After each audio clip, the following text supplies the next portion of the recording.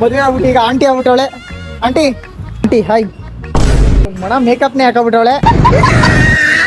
ನಮ್ಮಕ್ಕ ಇದುವರೆಗೂ ನನ್ಗೆ ಒಂದು ಗಿಫ್ಟ್ ಕೊಟ್ಟಿಲ್ಲ. ಅಂತದ್ರಲ್ಲಿ ನಮ್ಮ ಬಾವಂಗೆ ತನ್ ಬ್ಲೇಡ್ ಕೊಟ್ಟು ಗಿಫ್ಟ್ ರೆಡಿ ಮಾಡ್ಸವಳೆ.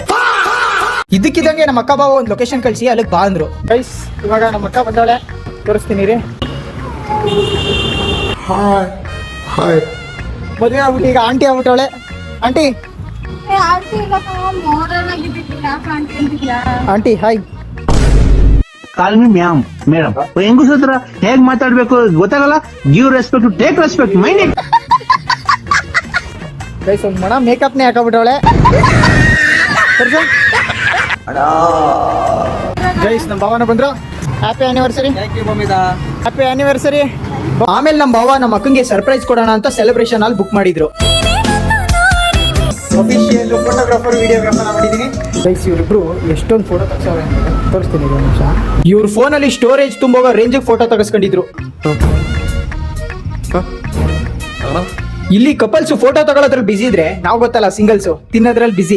ಅಯ್ಯೋ ಈ ಅಂಕಲ್ ಆಂಟಿ ಲವ್ ಸ್ಟೋರಿ ನನ್ ಕೈ ನೋಡಕ್ ಆಯ್ತಿಲ್ವೇ. ಯಾರಿದ್ರೆ ಖಂಡನ ಮಾಡ್ಬಿಡ್ತೀನಿ ಎಲ್ರು.